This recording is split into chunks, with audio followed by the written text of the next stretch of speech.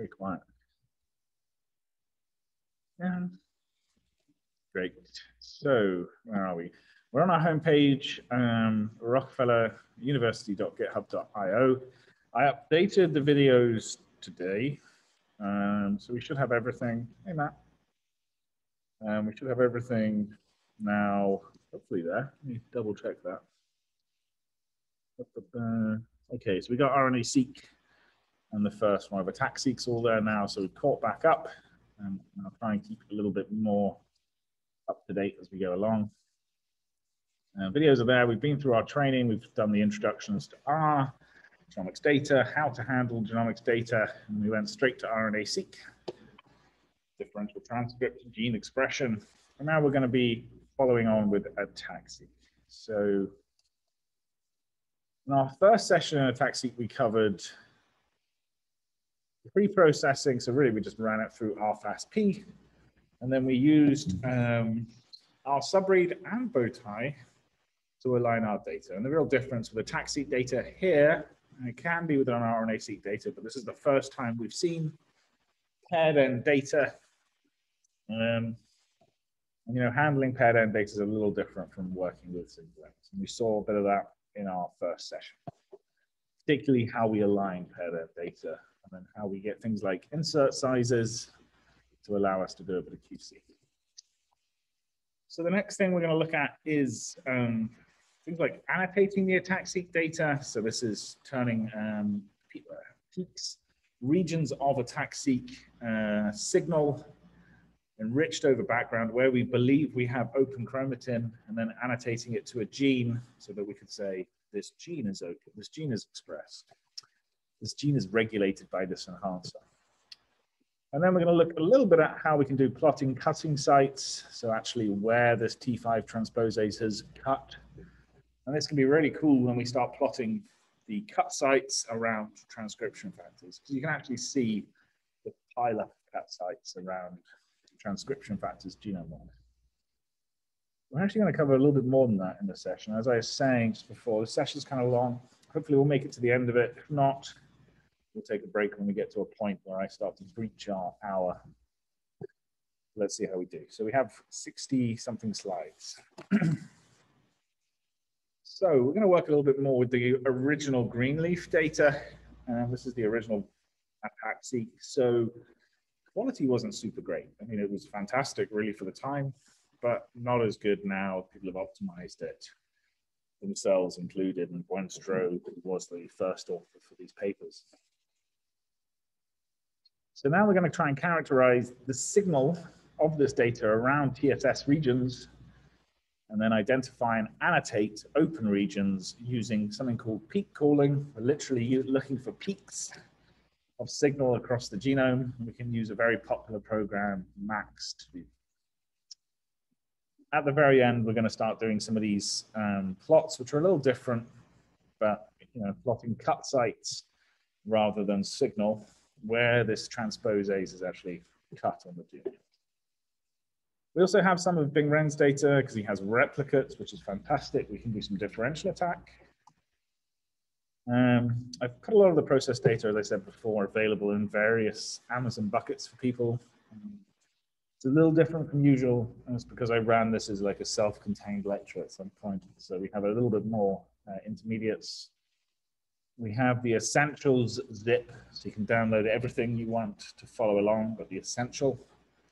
And then if you want all the intermediates, every single thing we produce, you can get it from there. And because it's always useful to review things in IGV, we also give you the bigwigs here. And so RNA-seq is useful to look at in IGV. ChIP-seq, ATACseq, almost essential to review this in IGV. So let's try and look at this figure again. So I think we had some questions about this last time. ATACseq uses transposase to cut the DNA around or in between regions of open chromatin around nucleosomes. Okay, so if we look here, we can see in yellow our ATAC, and we can see it doesn't quite chop up as much as DNAs, but it chops up anywhere where we have exposed open chromatin, chops up the DNA. So here around this transcription factor, and then slightly more higher resolution here. So that means fragments which are usually small, less than say 150, 147, come from regions like this. They come from open chromatin regions, maybe around transcription factors. Transcription factor binding sites aren't that big, or at least the transcription factors, 50, 60 bases. We also get a portion of this which comes from still open chromatin, but from around nucleosomes. And you can see one here where it's kind of cut around this nucleosome. And sometimes we will get cuts which go around 2 nucleosomes, and maybe even around 3 nucleosomes. So when we have DNA fragments, which post-alignment we can have an idea that they are longer than 147, we may start to associate that that fragment didn't come from open chromatin. There's still a chance it did, but it's most likely it comes from around the nucleosome. So that means that once we know the actual length of the fragment our sequence is coming from, we could say that anything less than 147 is perhaps from our open regions around transcription factors. Anything longer than 147, we can say is coming from nucleosomes, or double that from dinucleosomes. So it actually gives us a lot of information in ATAC, and it gives us more than, say, DNAs and aminase gave us alone. The DNA is really concentrated on these open, super open regions. Aminase, of course, was lifting around nucleosomes. This means, as I was just saying, we're going to have a mixture of signal types in our data. We're going to have signal from nucleosome-free regions and around transcription factors, our shorter fragments. And we're going to have a portion of our signal which will be from around nucleosomes, but still in open chromatin. If the chromatin is really tightly packed, transposases aren't going in there. And that's really the difference between aminase and ATAC. Aminase was chopping up most of your nucleosomes, even if they were tightly packed. That meant that you were sequencing a lot of the genome, whereas ATACseq concentrating just the open regions means you have to sequence less. So we can then split up our data once we have these concepts of this read came from a fragment which was this long. We were looking at that using the insert size to calculate that. We can then actually plot our data. If you look here, you can see we've got this cage represents transcriptional start sites. And you can see that this cage data, this is where you would have the transcription factors, the transcription factor machinery. On top of that, we have signal coming from nucleosome-free reads. And these are the shorter fragments where the I size was quite small, less than, say, 100. If we took reads which have I sizes or fragment lengths greater than 147, 180, I think we took as a cutoff, you can start to see that they pile up around the transcriptional start site. So it's just down of it, just down of it. And that will be your +1 nucleosome, which usually sits just within your transcriptional start site. And often you'll have a -1 nucleosome, which starts just before your transcriptional start. This is just a way that the genes arrange their nucleosomes to allow them to be expressed.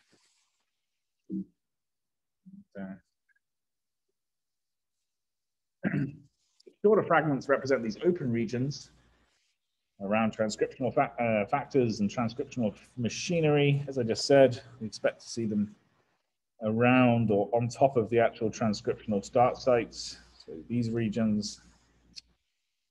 Our longer fragments represent these nucleosomes, and often you'll have the +1 nucleosome, which is a very stable nucleosome position. So we should be able to see a very strong peak at our +1 position just after the TSS. We should see very strong nucleosome signal.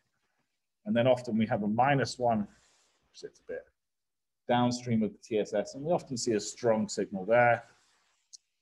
And then second, third, fourth, it tends to drop off the stability of our signal from this. My understanding is that actually the polymerase is kind of grabbing that first nucleosome and using it to kind of pull off and start transcription. So that means we should be able to take our signal these portions, our nucleosome free signal and our ATACseq nucleosome signal, we should be able to take them and kind of give an average plot of that signal over every transcriptional start site. Right? So we can actually overlay the signal from every transcriptional start site and just provide an average plot. So here, this isn't actually a ATAC signal yet. This is RNA polymerase signal, histone signal, but this is going to be nucleosome. This is going to be sitting in the TSS. If I do an average signal of RNA polymerase across all genes, we can see, yep, lots of signal around this TSS, the 0 positions where our transcriptional start site is for genes. And if we look downstream, we can see a little bump here. But if we look in the +1 position, just upstream of the TSS, we can see a really strong peak here, and then another peak, and another peak, and another peak. And that represents the +1 nucleosome, +2, +3, +4. So this meta plot is really an average or a sum of signals across all TSSs for whatever mark we're looking at. So we can actually make these plots really easily in Bioconductor using this soggy Bioconductor package. So the soggy package, such a terrible name. The soggy package was written by me, which is why it has such a terrible name. I've been banned from naming our packages from that point on, pretty much, which is why we have names like Herpa, which is so much better. But the reason I called it this was summarized over grouped genomic intervals. And there was also kind of a play that we have. It all uses ggplot. I should have thought about it more carefully, though, because it sounds awful to say, let's use the soggy package. We can, it's in Bioconductor, so we can install it very easily by C manager, install soggy, and then library. So even though I wrote this now in my team, and we'll show a little bit later on, we have kind of successor packages which use this profile plier, and the guy who really writes that is Doug Powers. So the reason I wrote the soggy package was actually because of ammonase data. My wife was running ATACseq at the time, and we couldn't get a tool to do what we needed to do. So I wrote the soggy package to allow us to really easily make these meta plots now. So all we need to do for the soggy library simply requires a BAM file, your signal, your aligned chip data, RNA-seq data, ATACseq data, whatever you want to plot, and a set of G ranges of regions to plot over. And then what it's going to do is take signal from this and build up the average signal over that set of regions. So if we want to plot over TSS, we're going to need to produce G ranges of TSS locations. We're going to use HG19 here, remembering HG38 is a much newer version of the genome. It's just I know HG19 and I have the data available. So we can use the TXDB package to extract all the TSSs. We just need to use some genomic ranges functions too. So first off, we'll load the library, the TXDB package for our genome. So it'll be TXDB, H. sapiens, UCSC, HG19 known gene, and then we have available to us a TXDB object with all our gene models. The next thing we want to do is get the gene locations, right? So this is to get the TSS. So we're going to do genes, apply that to our TXDB object, and then we have gene locations. And you can see we have the gene names here. This is actually entrees IDs 1, 10, 100,000, 10,000, sorry. And then we have the chromosome, and we have the very start and the end of the gene and the strand. Importantly, this doesn't take into account exons or introns. It just gives you the start and the end of the gene. But we don't care about exons or introns. I just want to look at the TSS. So here I'm going to use the resize function, which will take into account the strand. And I'm going to use that to resize our gene locations, fixing on the start. And it's clever enough that when it knows that the start of a gene on the negative strand will be here at the end of a gene, And the start of a gene on the positive is obviously this side. So you can see that works well. And we'll set it to be a width of 1. So it'll just be exactly the start of the gene.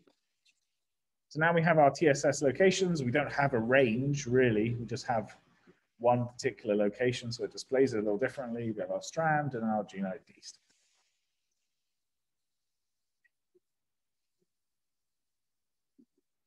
Then when we created our index, we subset the genome to the main chromosomes. We can do this again with this TSS GA ranges object, and this is going to actually make it play nicely with Sergi. Otherwise, it's going to argue that you have chromosomes in your G ranges which don't exist in your BAM. So to do that, we're just going to recreate our main chromosomes again. And then I'm going to match my seq names from my TSS location. So it's going to match these names here to the main chromosomes. And that's going to produce an index, which we can then use to just reorder our TSS locations and then provide new seq levels. So remember, seq levels is effectively the way that we hold this kind of seq names. We have levels for factors, we have seq levels for this kind of genomic factors we have. So all this is just to basically extract only the main chromosomes for our TSS locations. Okay, so now we need to get our BAM file. I've downloaded this from that links which I gave at the beginning. And we can take advantage of the region plot function within Sergi. And all the region plot function needs by default is the sorted BAM file, wants it to be indexed, and we give it the ranges we want to locate, we want to plot over using the test ranges here. Okay. So that will then give us our object back. It will be a Sergi object. But in this case, we additionally want to supply information on the input file format. So we're going to tell it, okay, we're going to use a BAM file. So it'll be format equals BAM, because Sergi will work with a bigwig. It will work with a G ranges. You don't need to be a BAM. We're going to tell it that paired equals true. Therefore, it's going to use the reads in a paired way. And then we're going to set, we'll set the style to be point. And that just means it's going to be in the middle of the TSS regions will be in the middle of our plot, and we will plot around it. And we're going to set additionally the minimum fragment length and the maximum fragment length so that we're going to get only the nucleosome free reads for this particular point. So in our last session, we split our reads into less than 100 or greater than 147. So this is going to allow us to try and make sure we get nucleosome free reads and then nucleosome selected, I guess, fragments reads. We can do that actually in Sergi. We don't need to split up our BAM file up front. It will do it for us. So we're going to say the minimum fragment length is 0, the maximum fragment length was 100. And then it's going to read this BAM file, filter it for down to our locations, and for only reads which had this length fragment. Last thing we're going to do is just for the visualization here, we're going to say we're going to force the fragment length to be 50. And it just means that any fragments it collects here, it's going to set them all to have a 50 base pair length. And then we can go plot this in the next one. It's just going to look prettier than if we set it to be 1. So this is all just for visualization. So if we now, whereas this is region plot, I really thought through my function names here. Plot region with our Sergi object, then actually takes it and will produce this plot here. Okay, so here we have our score, which is our average signal from our BAM file over this region. And then we have our region here, the center. This is our TSS location. And then by default, we go minus 500 base pairs, 1,500 base pairs there, plus 1,500 base pairs. So if this is the nucleosome-free signal, it kind of looks like we would expect. You have lots of signal kind of just over the TSS. And you have a little bump here, which maybe we wouldn't want to see. But most of the signals over the TSS. If you want to try and plot mononucleosome signal, we can then reset our fragment lengths we want to use based on what they did in the green leaf paper. So when they wanted nucleosome signal, they selected between 180 and 240. So if I do the same thing here with all the other parameters the same, apart from, again, force fragment length and just setting fragments to the 80, it just looks prettier. If we then plot that now with our plot region function, so we're showing the average signal for nucleosome containing ATACseq signal over TSSs, we can now see we don't see signal right over the TSS, or at least we don't see the peak of signal right over the TSS. We see actually the peak of signal just here, and that's the +1 nucleosome. So you can see we have a little gap here. We have probably a -1, -2 nucleosome here, +1, +2, +3. If you look carefully, there's a +4 nucleosome there. You have to kind of squint, but it is there. The rest of this data looks, this is nice quality control for your data. It tells you that it's looking as expected. I will point out this data is the Greenleaf paper data, so it's not the best data in the world. I'm going to skip a little ahead a bit because I think we do cover some really nice examples. And this is from Christina Leslie's lab across the road. You can see it looks very similar for the nucleosome free, but if you look at the nucleosome signal here, this looks beautiful. Where you have a really clear -1, a really clear +1, +2, +3, +4, +5, +6, +7 nucleosome. So that's more modern data. That looks really nice. So you would hope just to see that type of pattern, and that would reassure you my data is looking good. So assuming that we know our data looks good now, we've done our FASTQ checks, we've just done that plot, we did our quality controls from the last session. The next thing we want to do, hey Dave. Next thing we want to do is identify nucleosome-free regions where transcription factors may be binding or transcriptional machinery. And we're going to do that by trying not to, well, we're going to do that by defining effectively regions, ranges in our genome where we believe we have more signal from ATAC than we would expect by chance. Okay. So Greenleaf did this in a slightly straightforward way. They just took the signal which was less than 100 base pairs. They believe that to be nucleosome-free signal.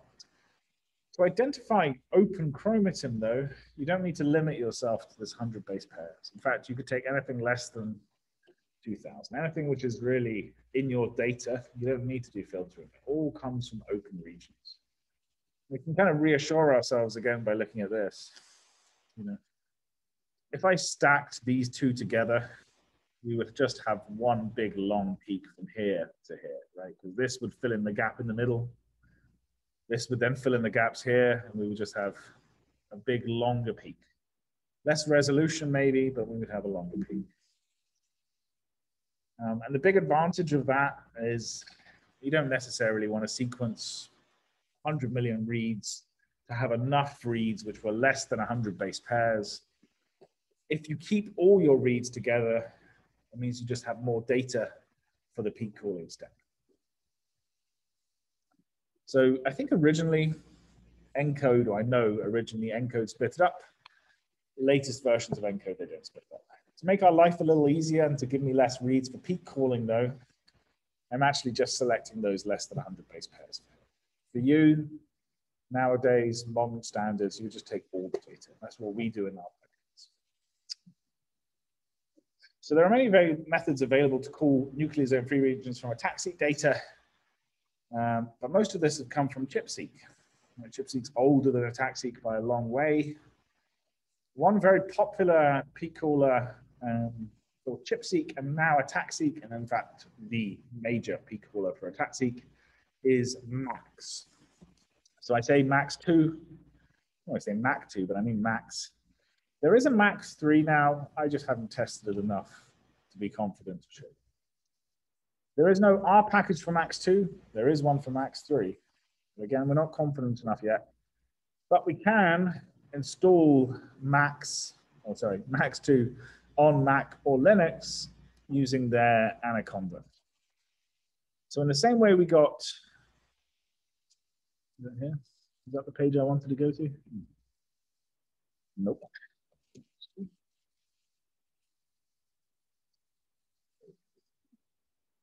There you go. It's available on Linux or Mac at the moment. So, as we said before, we installed Salmon using Anaconda by way of one of our packages, Herpa. Okay. Anaconda is this fantastic collection of version control packages, community-driven. It just makes it so much easier to install some of these programs on your computer rather than having to worry about, do I have the right libraries, C++ libraries, what do I need to install to get this to work? Well, since there isn't the package, we can use the Anaconda package system we built inside Herpa. We've already we will cover this in ChipSeq again for some other things. So the first thing we need to do is install Herpa. So we can do BioC Manager install Herpa. And then we can do library Herpa. And then we're ready to go. We don't need to install Salmon. Should be max 2 here. So to install max 2, we can use this install conda tools function. Here it says Salmon pass. I think that's just because we copied the RNA-seq code. But all we need to do is tell it the tool we want to get. And here it's max 2. And that would match really what you see here. Okay. So whatever you see there, you can copy and paste into the Herpa command to put in the tools. The environment is up to you. You're going to name the environment. You just need to remember the name because you're going to call that environment later. So here I'm going to call it ATACseq analysis. So now we have our paths. So this will return the paths to the actual tools you need to use. Behind the scenes, and I think we've already said this, Herpa is going to install Anaconda for you. Then going to create a new environment here called ATACseq analysis. And then it's going to install max 2 at that. You can provide additional arguments like where your mini-conda should be installed. By default, it's just going to install it in a reasonably safe R-specific location. The nice thing about mini-conda is Herpa, is you don't need to worry, am I going to break some other tools on my computer by installing this? And that's often my fear. Install something else and all the other tools were working yesterday now broken. This is going to create a self-contained environment. With single-end sequencing for ATACseq, we don't actually know how long the fragments are. When we do paired-end sequencing, we have the read from either end of our fragment. Post-alignment, we can look at how distant those reads were. That tells us our fragment length. With single-end, we don't have that. So we don't really know how to, we can't just rely on knowing the full fragment and then calling peaks of that. So one strategy which ENCODE employed was to kind of shift your reads minus 100 base pairs and then extend them 200 base pairs. This was how they wanted to find general, I say nucleosome free here, but generally they were looking for open chromatin with this type of peak call. And just to kind of illustrate why they would do that. Really, it's because a lot of your signal from ATACseq would come from the middle of the peak. And what they're going to try and do is shift that back. So they will shift all the reads back 100 base pairs and then extend them 200. It just gives you a much wider, stronger region to call peaks over.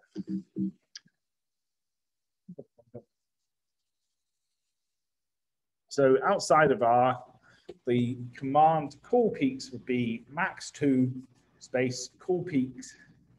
And then we would tell it our target file, what we want to call peaks from.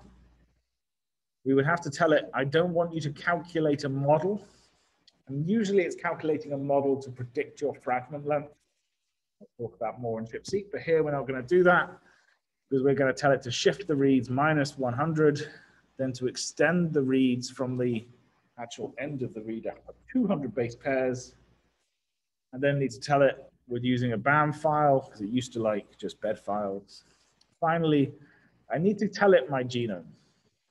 Okay, and actually this doesn't have a great effect, but what it's doing here is it's saying, given the size of my genome, the number of reads in my BAM file, what is the expectation for having this many reads in one location? So if you had 100 million reads, you may expect to see more reads in a 50 base pair window than if you had 10 million reads. To do this from inside R using Herper, we have to do this setup. So we can do with conda environment, and we tell it the environment we want to call. And here it's the one we just created a few slides ago. So this is ATACseq analysis. And then we can do system2. So after that, we have our command of interest. And that's going to be system2. So a system call, and we'll call max2. And we have the same arguments as we saw here. Call peaks, minus t, single M BAM, no model, size, extension, format. I know the genome, so I'm going to do minus G, and we'll call it your Homo sapiens. Okay, system2 just makes a system call to your kind of computer. The nice thing is by wrapping this up with conda env, it is going to go and mount and fix your environment, make sure that you have all the Python and other stuff loaded for you. And once it has run that system call, it chucks that back out of your environment. So you're not going to be stuck in R, everything's changed. Self-contained. Alternatively, and this is done so rarely now that I include it in the lectures purely for verity, you might want to try and call peaks which relate to nucleosomes. So to do that, they have this kind of slightly different idea where they want to shift the reads 37 and then extend them 73. And the idea I believe behind this is that by kind of shifting them 37 and then extending them 73, you're actually covering the middle of 147 bases. So if you had reads from either side of a nucleosome, that extension would give you a lot of signal over the middle of the nucleosome. So with conda environment again, we would give it ATACseq analysis. We do the same command, we just update our parameters. So shift is a bit different and external size is a bit different. So these are the two standards. In reality, this is the one you're going to run most of the time if you have single end data. This is the one you're going to run 100% of the time if you have single end data. Fact is, most people, even though encode kind of they I guess were saving money.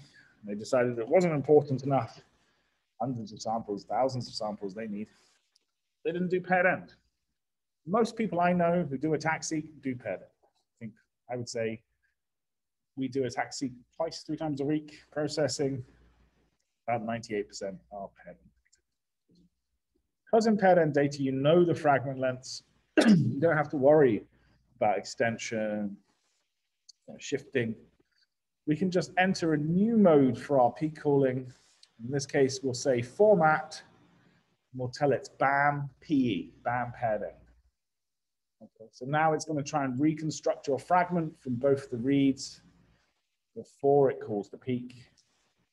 Here we can do exactly the same thing again with conda env, the same environment.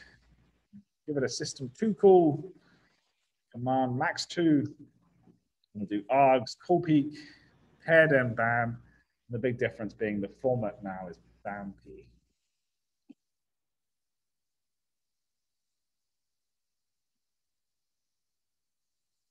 I think that's the same thing.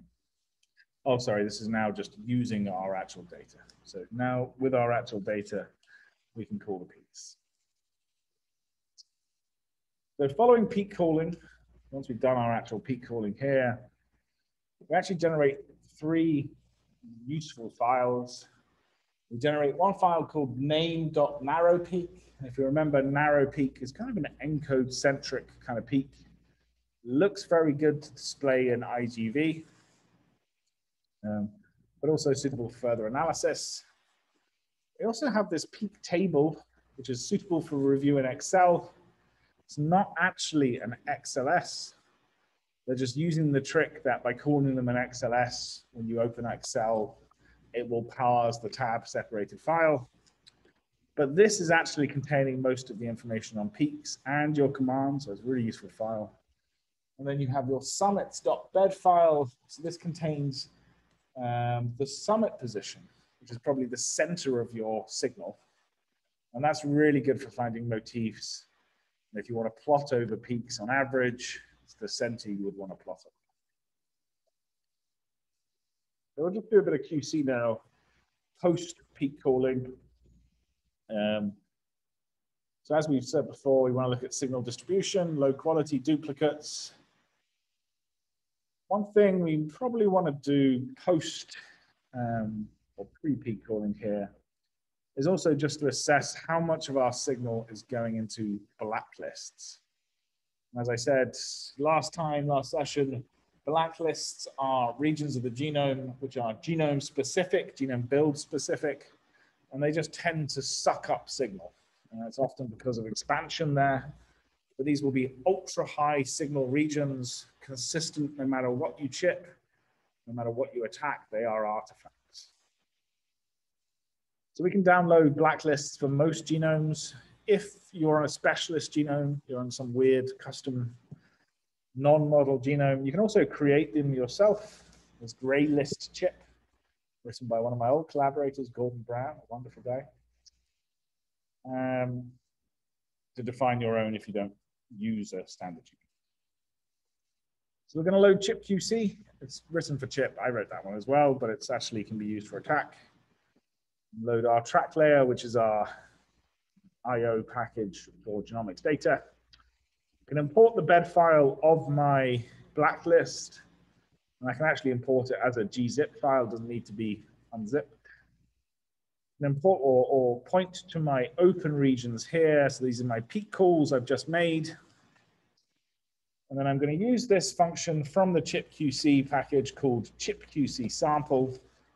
And I'm going to give it my BAM file. I'll give it the blacklist, tell it the annotation I want to use. Here I can provide custom annotation, but because I'm in a known genome, I can just say HT19. I've written a little map, which will map to the TXDB packages behind. And I'm going to do chromosomes. I'm going to tell it just to look at one chromosome. So straight away, we can extract from this two very useful metrics. And I think this is probably the most useful metric for ATACseq or ChipSeq. It's called 100 different names. RIP is kind of common, reads in peaks. You'll also see spot, signal proportion of tags. You'll see so many different versions of this, but really it's your amount of signal which landed in your peak calls. If your data is very, very good quality, most of the signal will come from your actual peaks, and the rest you can consider to be backbone. Okay, so 12% here is actually pretty good. Tells you a little bit about how inefficient these things are. And we can also see that our Ribble, this reads in blacklist. In this case, it's kind of low. And we have standards on the chipQC manual. So last thing we're going to calculate is our flag tag counts. So remember, we looked at quick flag summary inside our SAM tools to give us an idea about the type of mapping. Here, I'm going to try and calculate a duplicate de novo from the actual data, and I'm going to divide it by the total number of mapped reads to give me my duplication rate. In this case, 22%. Last thing I want to do is remove peak calls which were in the blacklist. So there are a few ways of doing this. One is I remove all the signal from my BAM file, which were in blacklists. The other way is to call peaks. and then just filter out peaks which are in your artifact blacklist region. So we're going to do option 2, because I always like to be able to see how much of my signal was actually going to blacklists. The more efficient your attack, the more efficient your chip, less will go to blacklist regions. So we can do this, as I say here, if you hide it too early, and this is what I wrote a paper on this in my old place. If you remove the blacklist too early, before you do quality control, you never know how bad the problem was. So it's important to include it up to that point. So here we'll take our QC res. So it's actually the peaks within our chip QC object. I'm just going to find those which overlap chromosome 20, turn that as a G ranges to max calls. And very quickly, I could build a data frame which just summarizes how many of my max calls overlap the blacklist or how many didn't.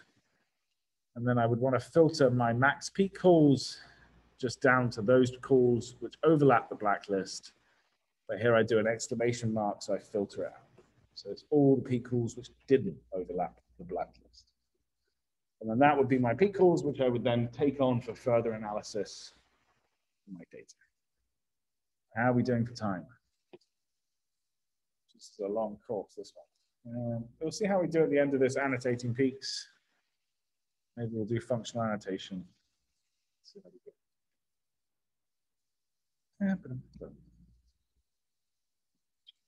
I like this. It is often of interest. I mean, it's essential, right? ChIP-seq and ATACseq is kind of meaningless without annotating it to either motifs, what's happening underneath the peak, or the nearest gene. Right? We're talking about open regions. This usually means regulatory regions, and we want to know which genes those regulatory regions could be affected. So once we've done that annotation, this open region regulates this gene, we can then start to do things like functional annotation or correlate changes in ATACseq signal to changes in gene expression, other epigenetic markers. So one of the simplest approaches to annotating nucleosome-free regions to genes is just to associate the region to the nearest, closest gene.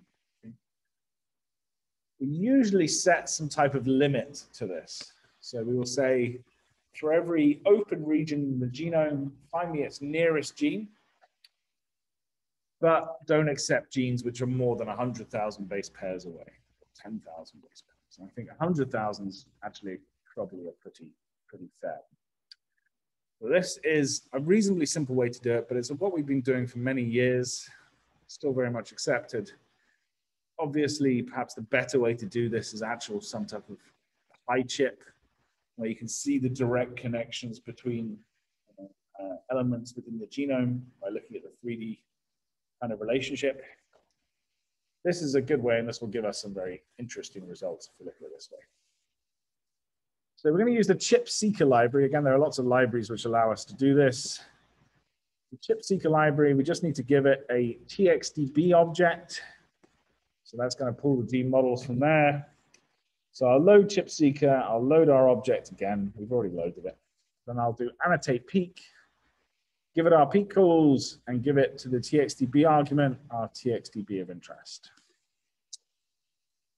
This is then going to make a CS anno object. And if we were just to type that into the screen, it will give us some summary statistics, which I think have fallen off the end of my page here. The really nice thing about the CS anno objects is they have some really easy kind of functions to plot.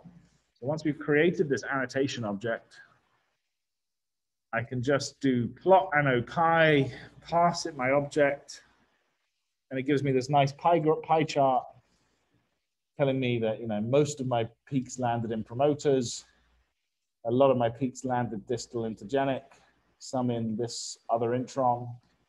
So this gives me an overview, and it also gives me the percentages here of, you know, where my peaks have landed in the genome.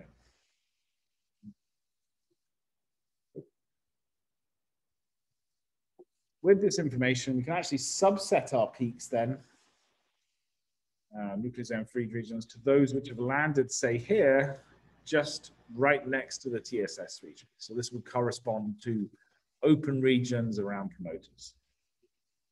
To extract a G-ranges of this annotation, we have to do this function as.granges, give it our peak anno CS anno object.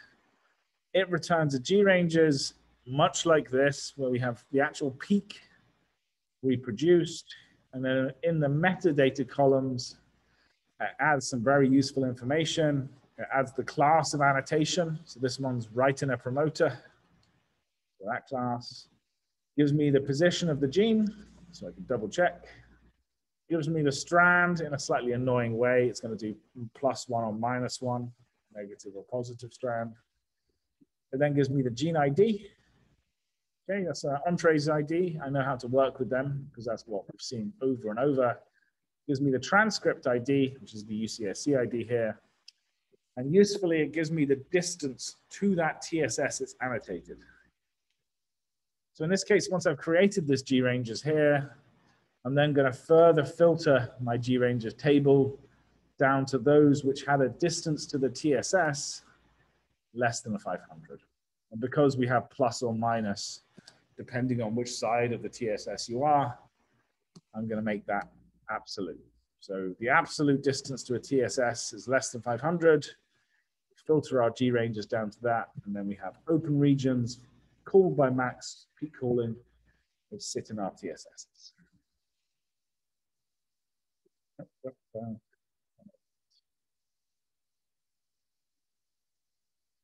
Oh, we're not getting into that this session, so we'll finish the functional analysis and then we'll take a break.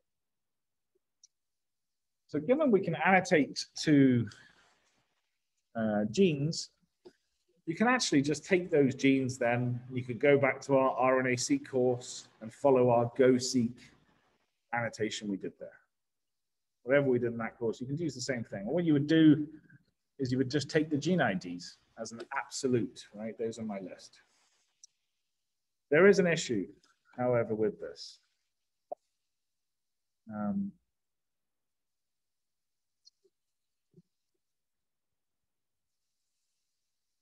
And that issue really is that not all genes have the same chance of being annotated. So let's pull up IGV. Let's go to our favorite gene in IGV. Right. Nice genes here, maybe. No, this will help for an example. Okay. So if I'm trying to annotate a peak to the nearest gene, if I place a peak anywhere really up to here, the nearest gene is this one, right?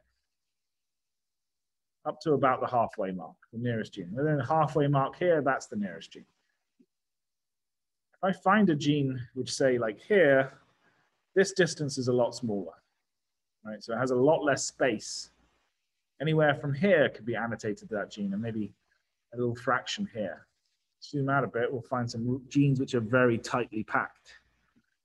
Let's look at, yes, the one which always comes to mind for me is IGLL1. So let's go to mouse.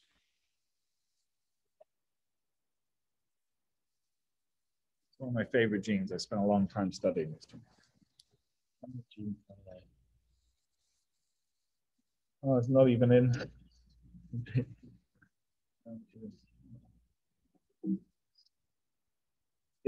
ZF1.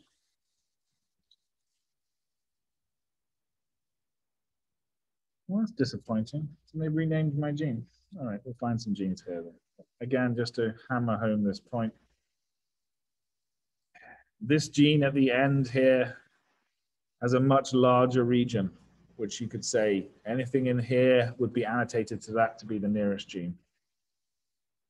This gene, on the other hand, has barely any locations which would make it annotate to that to be the nearest gene. Only here, maybe a little bit over here. This one just has a higher chance. So whereas GoSeq was taking into account things like biases in sequencing, this tool we're going to use now called GREAT is going to take into account biases in how wide around a gene, how likely a gene can be annotated. Okay. This GREAT tool is in fact great. It's quite a quite a special name to call your tool, great. Oh, sorry. But great actually is, I'm going to show you how to interact with this in using our interface to it. A lot of people I know will just go to this website and you can just copy and paste your bed files.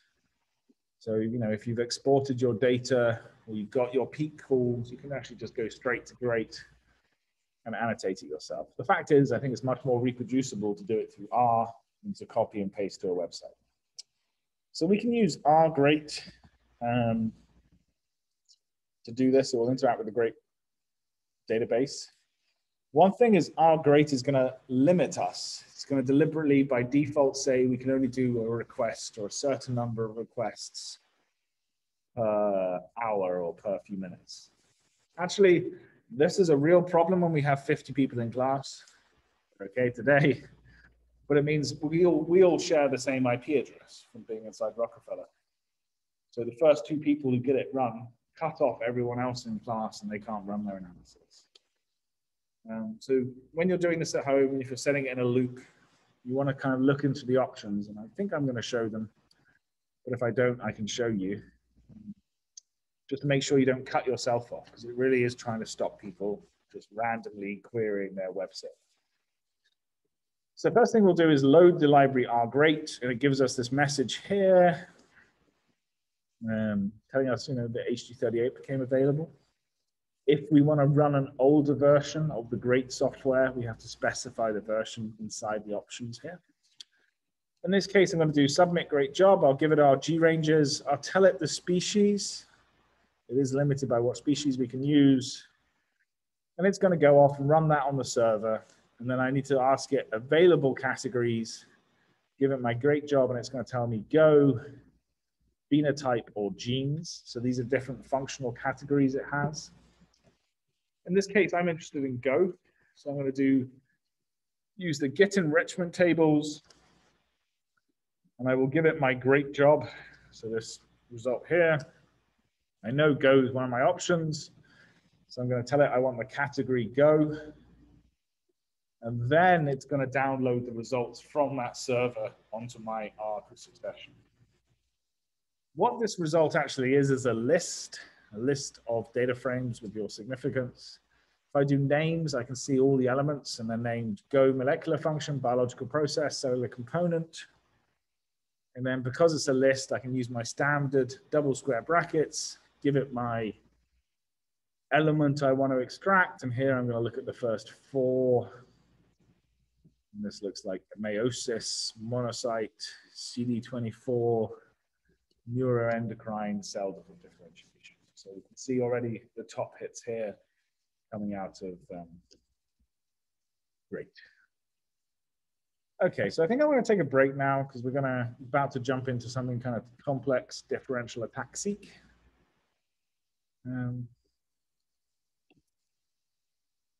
So we'll take a break now. I'm going to pause my recording, but we'll come back at 2:30 and we'll continue on with the rest of this session.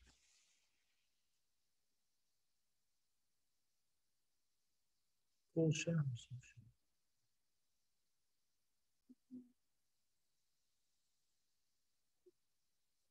So we stopped just before, let me make sure I'm on Zoom as well.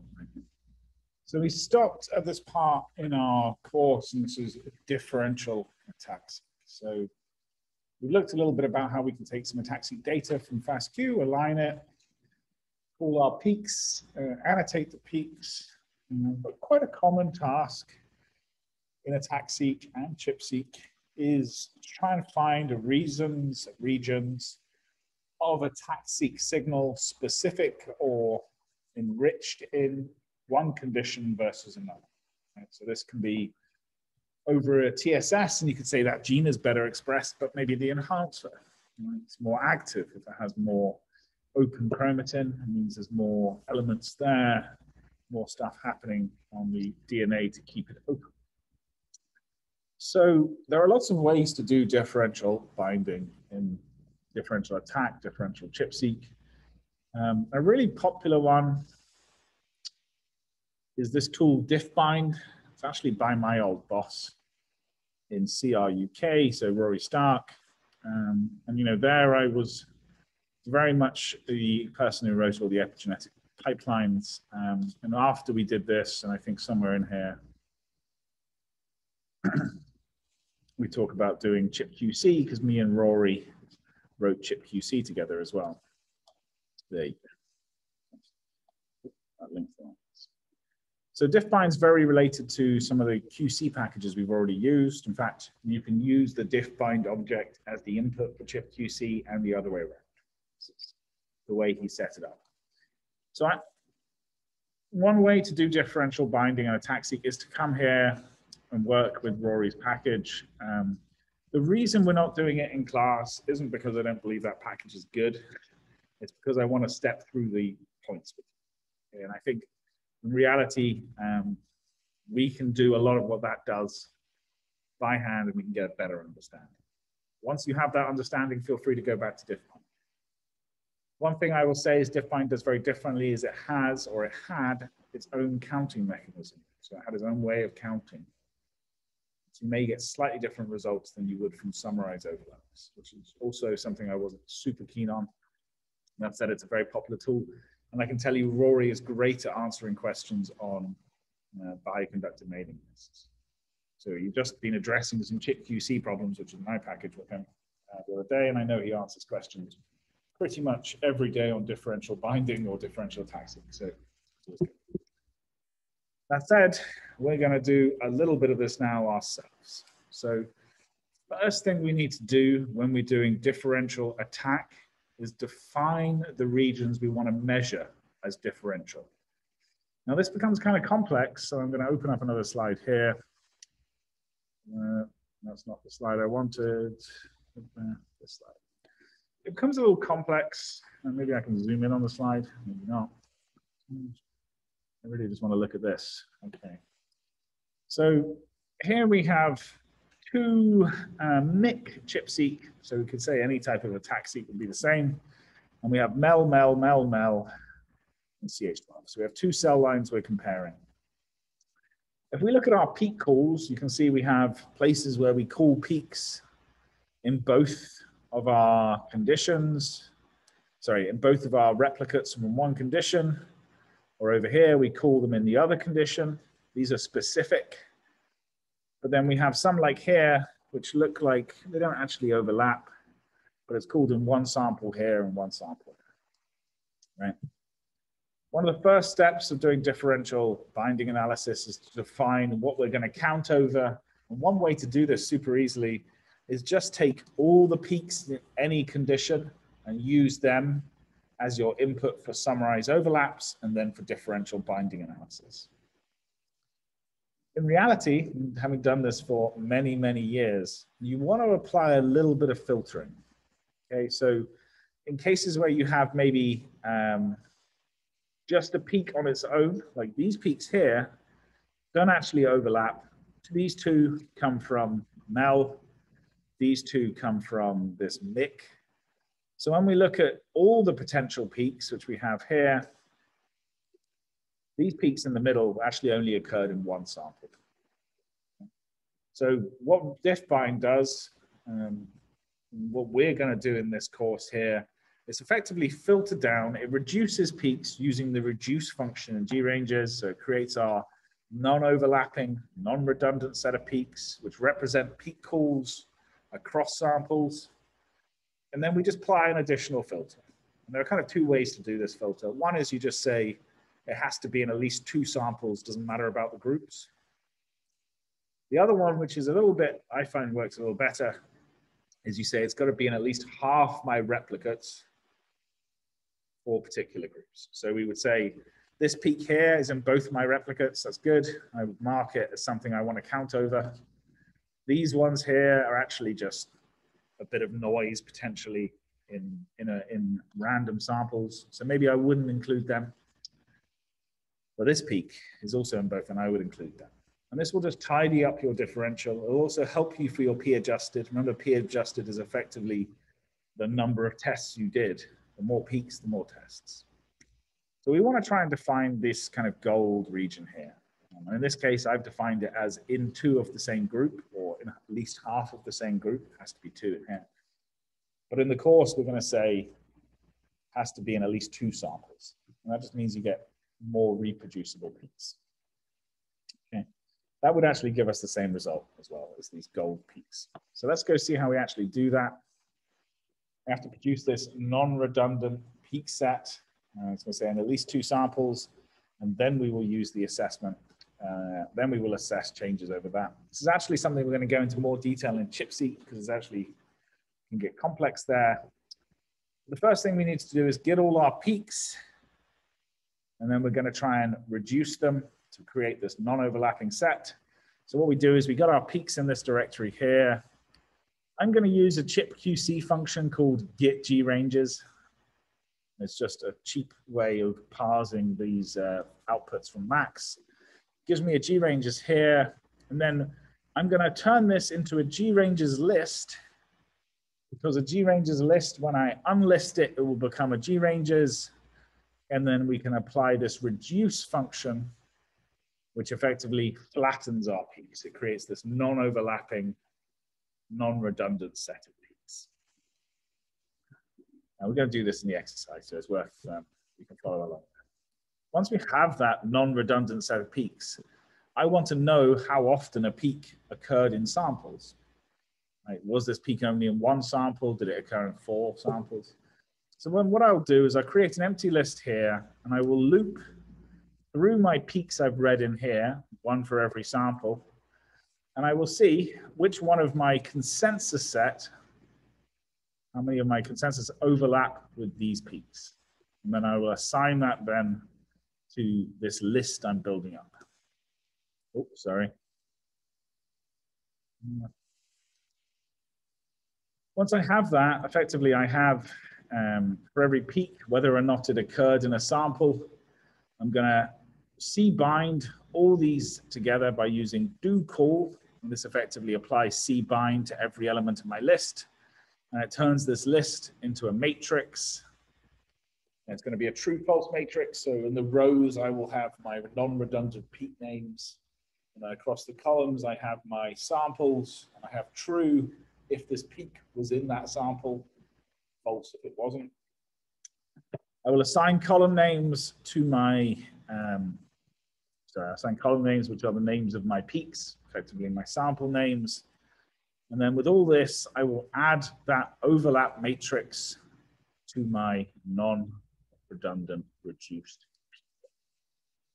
So all in all, with all that together, what I end up with is my peaks. These are my non-redundant peaks, such that these kind of here are the black peaks.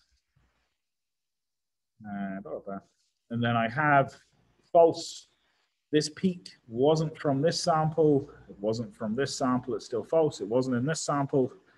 But this sample had a peak which overlapped with our non-redundant. So by using these false true, I could look across the first one and say, well, it only occurs in 1 sample. I can look across the second one, it only occurs in 1 sample. There's this kind of matrix I could then use to say, I need it to be in at least 2 samples. So first off, before I do that, I'm going to import our blacklist and just make sure that I don't have any peaks overlapping our blacklist. And I'm also going to make sure I don't have any peaks overlapping with chromosome. So remember I showed you in our first session that the mitochondrial chromosome was one of the ones which just had loads of reads, sucked them up. That means you also get lots and lots of kind of ridiculous peak calls. If you were working on mitochondria, you have to do special things for ATACseq. Like if you want to know ATACseq in the mitochondrial genome, it gets complex. So here, I'm going to end up then with a set of peaks to count over, which are, in this case, not overlapping the blacklist and do not have any chromosome names which match chromosome M, mitochondrial. Don't know why I'm loading subread here, but we can then take our element metadata, so our true false thing, and using the fact that we know false is actually a 0, true is a 1, We can do the row sums of that metadata column. So we can do the row sums of this columns here, everything which is the metadata, this bit, this bit.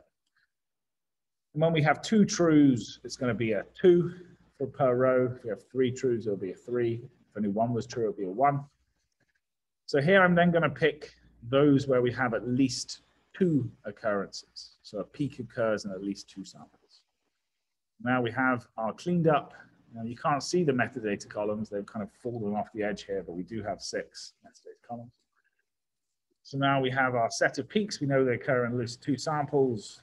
And that's what we can start to do our counting over and our differential. So to do counting, we can use the same trick as we did for RNA-seq. We have this wonderful tool, Summarize Overlaps. And we're going to use that now with our BAM files we've done to call peaks from. And we'll do library genomic alignments.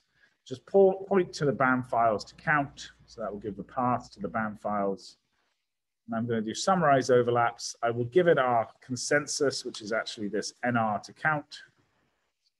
I will tell it the BAMs to count. And now, because I'm paired end, we haven't seen any paired end data yet. I have to change single end to be false. It's not the worst thing if you get this wrong. It just means you're going to double count some reads. Right? So rather than having each one of the pairs being counted once, you'll count them twice. Okay? Once we have that summarize overlaps, this is going to be a range summarized experiment object. We can then add some sensible column names, and I'm going to do hindbrain, kidney, kidney, liver, liver. This is our Bing REM data set we were looking at earlier. So once I have a summarized overlap, range summarized overlap, I know then I can pass that straight to DSeq dataset. I don't know why we're doing DSeq dataset matrix here. But in this case, we're actually going to split this out and make it ourselves. So we're going to load the DSeq library. We will create, like we need for every time we run DSeq, we need some metadata. This is going to be into the cold data element of our DSeq dataset. And once I have that, I can extract the counts from my summarized experiment object. As the input there, I can give it the cold data as the metadata we just create here. I can tell it I want to test over group, which is my my column name in my metadata. And I'm also going to provide the row ranges, so the G ranges we've counted over for my DSeq dataset from matrix. This isn't necessary to add the row ranges every time, but in this case, it's going to be really important. Okay. So now we can do our standard DSeq. It's going to estimate size factors, normalize this. It's going to find gene-wise dispersion estimates, but here it means peak-wise dispersion estimates. And eventually we'll get our normalized and dispersion corrected DSeq object. And with that DSeq object, we can do just like we did before to compare cross conditions. We can give it our DSeq result here. I'm going to say I want to compare within group, and I want kidney over hindbrain. And I'm going to tell it now something original. I'm going to tell it to give me the results back, not as a data frame, but as a G ranges. Okay, so now I can order just like I did with p-value. And if I look at this, I have a G ranges with all the elements. You can't quite see them, they've come off the edge. But in the main part, we have our ranges we tested over. And then here we would have base mean, log fold change. All the outputs from DSeq2 are now converted into a G ranges. What's really useful about that is because we have a G ranges, now we can take and filter down to, say, those which have passed a particular filter. Or we can combine it with overlapping with promoters. We could annotate our regions using chip seeker, like we just saw. So in this case, we're going to use, does this work? Oh, no. We're going to use the TXDB musculus. This is where it's come from. I will define the promoters here as 500 upstream or and downstream. I will then filter this G ranges we've just created. And I'm going to select those which had a p-adjusted value and it was less than 0.05, and they overlapped with our promoters. Once I have all that together, this is what we could export to a bed file, export.bed. We could turn it into a data frame as .data frame and write it out. I'm actually going to use a little trick here from track tables package, another package we wrote a while ago.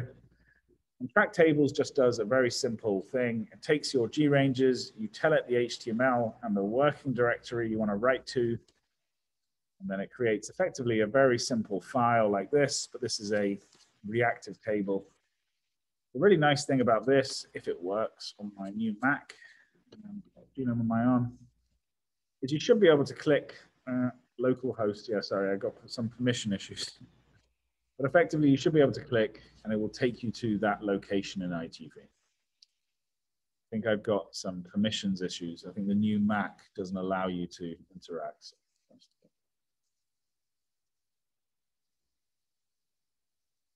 With that, then, because still it's a G ranges, we can also then annotate our peaks using, again, chip seeker. We just give it our G ranges, give it our TXDB of interest.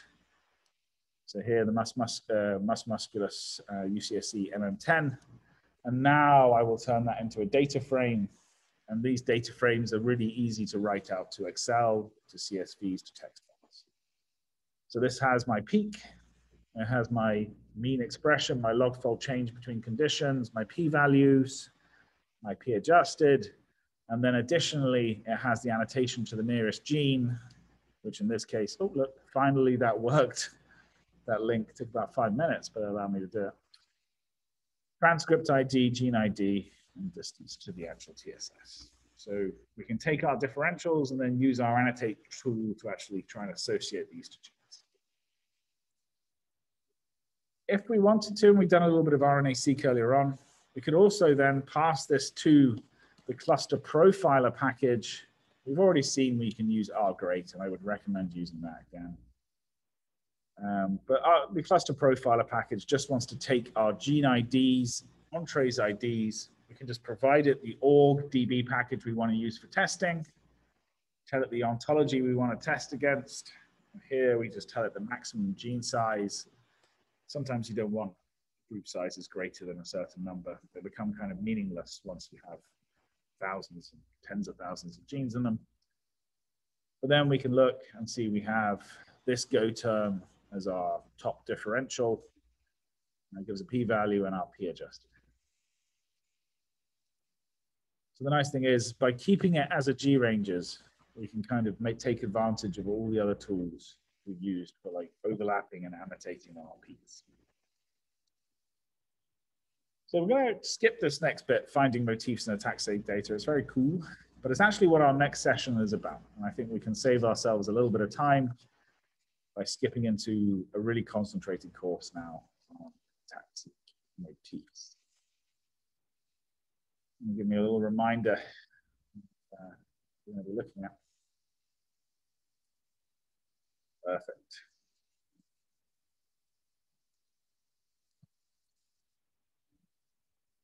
Okay, so we might have to overhang a bit. If you've got stuff to go to, feel free. It will be recorded. It's going to take a little bit of time.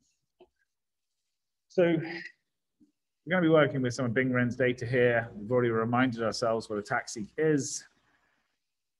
ATACseq is kind of special.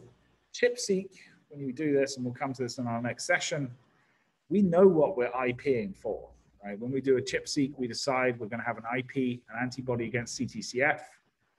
And then we sequence it, we expect to find CTCF binding sites. Right? ATACseq, we just know the region is open. Maybe we know the region's more open in one condition versus another, but we don't actually know what could be under that signal. And if it is an enhancer, we would expect motifs for transcription factors there. You might want to say, well, these sites seem to go down in a particular tissue. What motif is there? And then we may say that motif is important in one tissue versus the other, that transcription factor associated with that. So there is a tool to do this, and it's called Match PWM. But there's actually a really nice tool called Motif Matcher. I just bring this up for you. And this is from Alicia Shep. And what's really important is that Alicia Shep was in the lab where they invented ATACseq. Okay, so she built this deliberately around the protocols when they were writing ATACseq. And actually, Motif Matcher is just a wrapper for someone else's C++. So it does it in a really nice way. So it's super fast, and we're going to be able to find motifs with this. We don't standard chance at the same speed using base R. So in order to look for motifs, though, we need databases. Right? We need sets of motifs to search through. This has got a lot better over time. I'm just going to see if I actually complain about this at some point. I don't think so, so I can just say it here. It used to be that if you wanted to find motifs, you had to pay a lot of money to Transvac. I'm not dissing Transvac here, but they had curated set of motifs in case they watched the video and slag me off. They had curated sets of motifs and they did a fantastic job. In order to get such curated set of motifs, you really had to know someone who had access to Transvac, or you had to rely on the public databases, which were some way behind. More recently, we're very lucky that places like Jasper put a lot of effort into curating motifs, and you can actually go to their website and search for your favorite motif. CTCF is everyone's favorite, isn't it? Search. And we can dig down and actually look at the motifs, and you can look at, in some way, the makeup of a motif here. And you can see here in this top panel here, hopefully we'll have a bigger one soon. You can effectively, this represents frequency along the motif of bases. So this position, you're most likely to have a C. This position, you're most likely to have a C. Here a G, here an A. So we can use databases like this to tell us, well, this is what this motif should look like. And then we can search the genome for that motif. And then we can report the positions we find. Okay, so there are two major packages. We have the Motif DB package, and we have the Jasper packages. And these have only started inside R recently, but they're both good. I think Jasper 2002 probably has slightly more updated packages. So the Motif DB package collects motif information from a wide range of sources and stores them in what it is called a DB object. We load the library MotifDB. We can just do like we would do to the TXDB package. It gives us an object, MotifDB, and it tells us some of the information in there. So this was 10,000 long. It was created from downloaded sources of data 2013, so that's almost 10 years ago. It has 10,000 position matrices inside it. I think we're going to talk a little bit about what that is, position frequency matrix. And you can see the sources they come from. One particular one here is Hokomoko, which is like the human databases for motifs.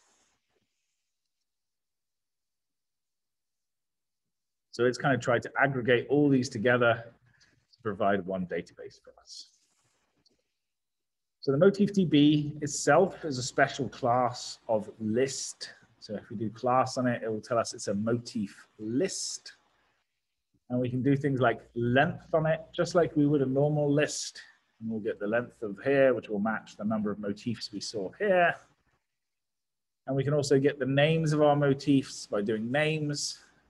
And it will give us a name for every motif which is in the database. If we want to get information directly from our list, we can use our standard list assessors. Like I've been saying through the course, most objects which we don't understand will act as lists. We can do $ or double square brackets to get the elements within. Here, if I want to subset just down to a single motif list, I can just do my square brackets and put 1. And it subsets the object, but it still gives me the same object back. Here I have a motif DB object again, but now just length 1 for this particular transcription. If I do double square brackets, it's going to give me back the position probability matrix. Okay, so I do double square brackets. We have here a matrix, and we have A, C, G, T along the rows, and the columns represent the position in the motif. Okay, so this is the first position, second position, third position. What we then have stored in here is the probability at that position that we will have, say, a T. So you have a 97% probability that it should be a T in the first position, a T in the second position, and then it had to be an A in the third position, and then a T most likely, and then a C most likely, and then an A most likely, and then a C, and then a T. If we take the sum of these columns, it should add up to 1, right? Because it's a sum probability. So I think it would be intuitive to say that with this, by knowing the chance of a T being at these positions, we can actually calculate, by running this across the genome, how like this motif, an 8 base pair stretch of the DNA will be. We can also extract some metadata on our motifs by doing values on our motif data, motif list class. We can see here, if I just show the first 2 columns, this is for the first motif in our data, and it gives us some information on provider name. This is actually the name of the motif, provider ID, the data source, and what's the real motif.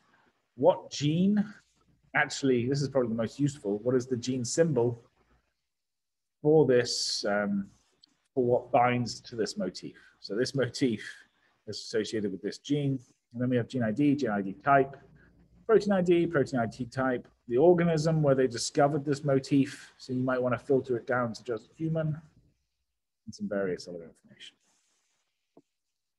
We can use this query function with our MotifDB object to extract, filter down the motif dataset to just our objects of interest. So here, query, I'm just going to search CTCF, and by running query, it effectively searches all the metadata in this database, and it finds anywhere where we find a CTCF, and it returns our MotifDB object for it.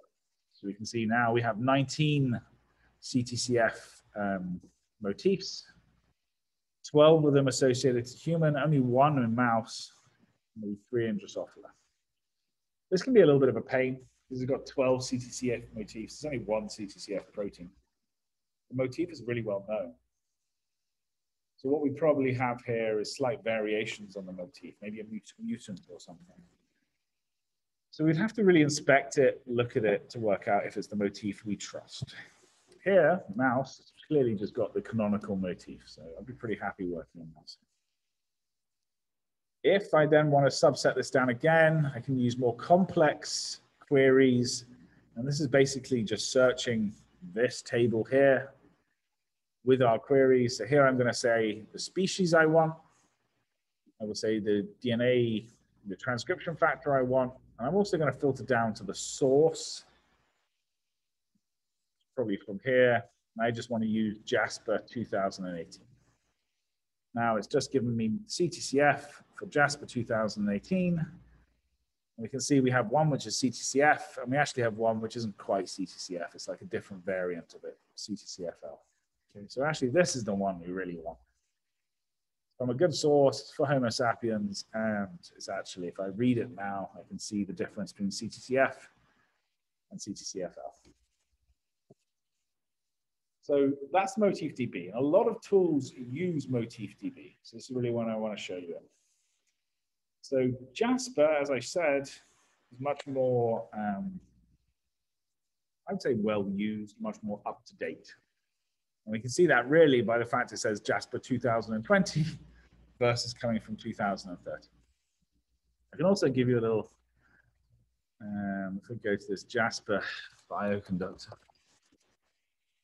It's a small world, you see. So there is about Jasper 2022. So this person here, Damir Zabaroznik, this is actually from where I was running a bioinformatics core before. So this is by a guy called Boris Leonard. He runs a lab which does motif analysis, and they have taken upon themselves to actually build these packages and make them available. So I think that's really fantastic from that lab, and it makes our lives so much easier. So I think this is the author. He works in Boris's lab. But if you would go back in time, you can see he kind of allocates someone in the lab to look after this. Okay.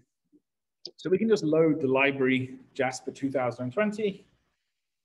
And if we then type that into the console and press enter, we do not get quite such a friendly message back. It just tells us very generic, this class, and it tells us effectively this where the SQL database behind it all sits on your computer. And it's going to sit where your R is installed. To interact with this Jasper package, we really want to make use of the TFBS tools package. Now, TFBS tools was also written by someone in Boris Learn's lab, and is probably one of the leading tools for doing manipulation of this type of data. So whereas Jasper package actually holds the motifs and the position probability matrices, those probability of a base being at a certain position, is TFBS tools which actually has the functionality to manipulate and interact with these tools. So really either of them are kind of useless without each other. Right? So Jasper package is certainly useless without TFBS tools. There are three functions inside TFBS tools which allow us to interact with Jasper databases. And they are get matrix set, get matrix by ID, and get matrix by ID a third time. So I imagine there are probably two, but we can do a little question mark and have a look to see what's available. I think I need to install this package anyway, so let's have a look. TFB, okay. BioC manager, install TFBS tools. Let's spell that right.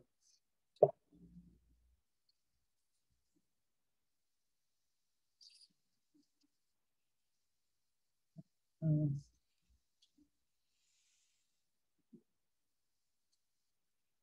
the meantime, we can just have a quick look at that help.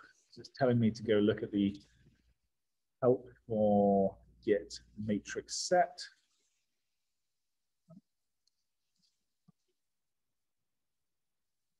Okay. We give it our Jasper object. Here it's pointing to Jasper 2014. I need to update that. And we give it some options, which is an options list to try and search through particular elements within this. Okay. So let's actually have a look at this in action. Oh, wait.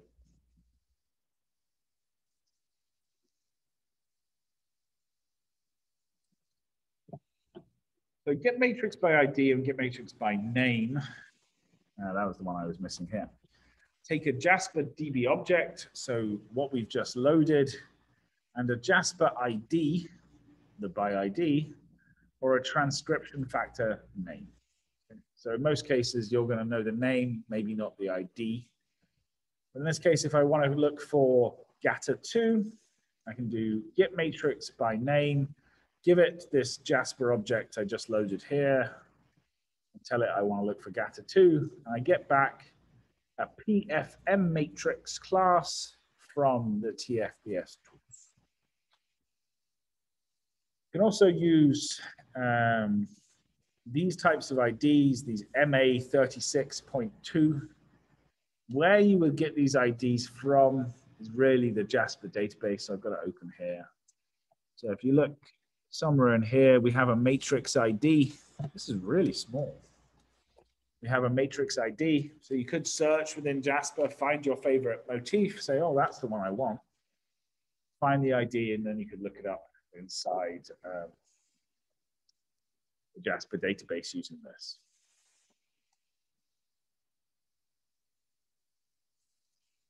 So once we have this, while list successors, this isn't going to work quite so well.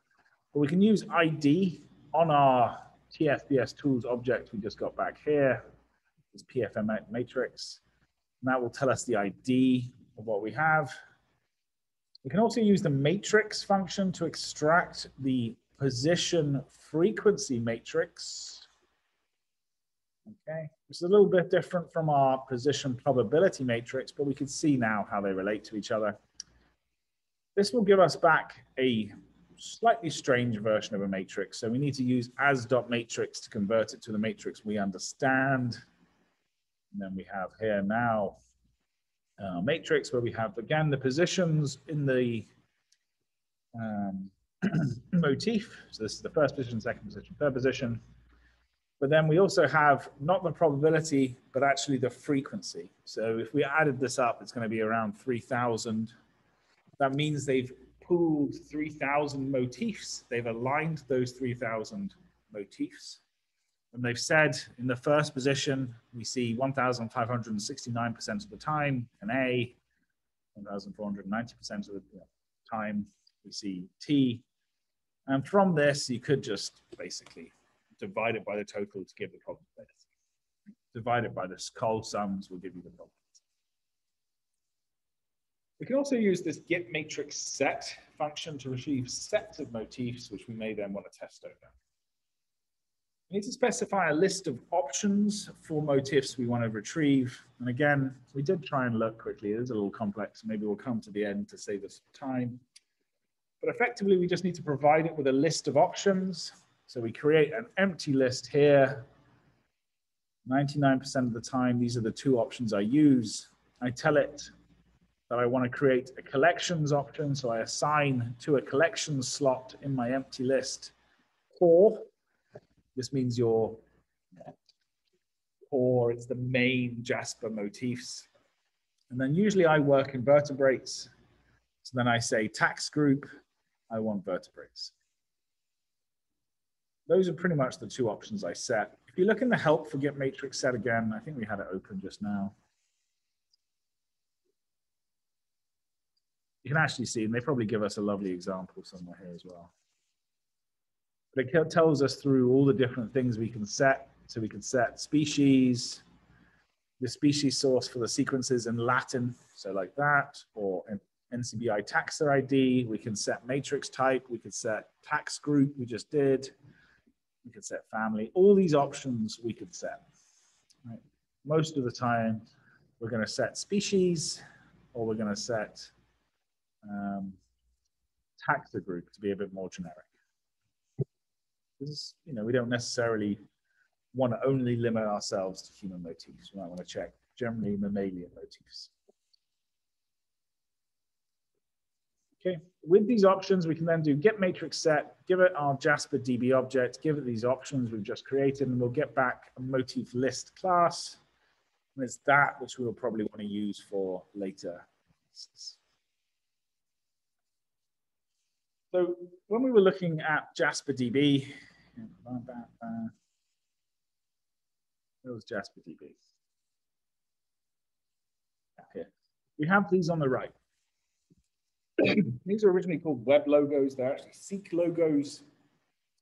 There are two ways of kind of visualizing this. One which is, you know, adds up to 1, and you effectively show probability by the height of the base. And one where you actually size these by the overall information content. And effectively, the higher they are, the more specific they are to one base. So when it's one base, which is really ruling the particular position, we will have a really big C, we will have a really big G. When all 4 bases have equal probability of being in that position has very low information, because it doesn't let you distinguish between motifs. And then it will have a very low here. So you'll see really big letters where it's very specific to one, and they'll get smaller the more shared it is, the more likelihood that it's like a 25% chance of each base being there.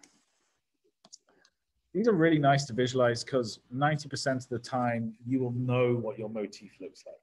You get so used to looking at your motif of interest, you'll want to visualize it. So we can use the Seq logo package and function to do this for us.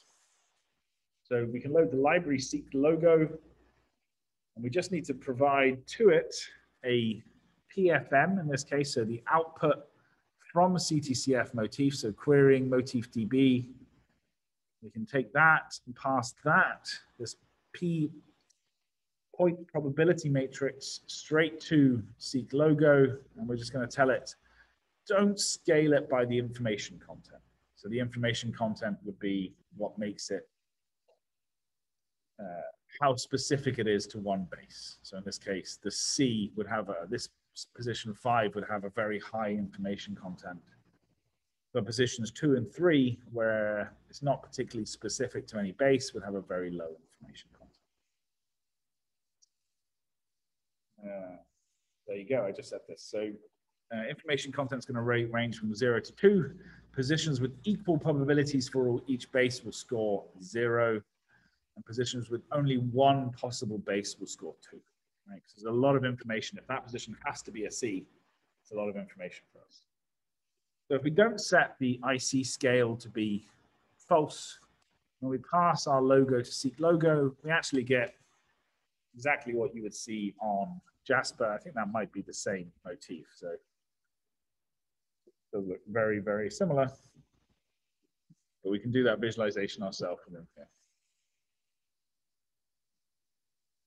The TFBS tools, though, they provide us with this slightly different setup. They provide us with the point frequency matrix. Right? So we can't use that directly with the seek logo package. It needs to be a position probability matrix. But we know we can convert this to a position probability matrix. So we can do that very simply by just dividing it, like I was saying, by the col sums of the sums of each column. So I will sum this, divide it by the frequency by the sum of the column, and now I have my position probability matrix. We can see that position 9 has a lot of information content, basically all one base. With that, now I can pass that to the seek logo, and I will get my motif of interest. I think I'm plotting a different motif there. That's the Gatter motif. So the seek logo package actually has its own version of the same function, which we can use with its class of object. All we need to do is do this to ICM, so information content matrix, and then we can pass that to the TFBS tools version of seek logo. They give the same result, but one is built from inside TFBS tools, and one is built inside the seek logo package. And the reason I showed this last one here is just because we've all done ggplot, and at some point I wanted to make this plot inside ggplot. I actually went to go search for it, and I found a really good comment from Hadley Wickham, the author. He looked at these plots and he says, I super hope there's not a way to plot that in ggplot. I hate it. Which is a very strong comment, to be honest.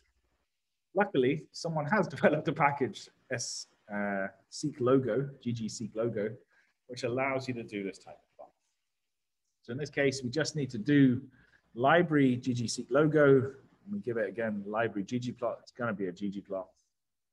And we can pass it in our matrix. So that was this PFM here. And actually, this is clever enough. The seek logo, GG seek logo, and you can pass it in a point frequency matrix or a point probability matrix, and it will generate the same plot.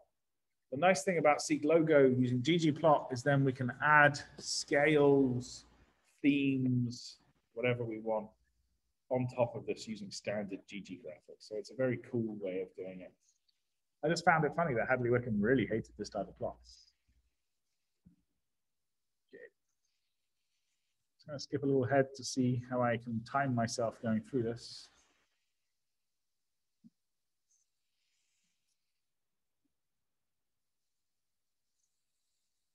So given we know where to get motifs from, MotifDB or Jasper, we can now want to search through our peaks to try and identify which peaks have which motifs. So the motif matcher package, as I said, is written by the same people who actually created the protocols for ATACseq, Alicia Stepp. And it is a wrapper for a very fast and efficient motif C++ library.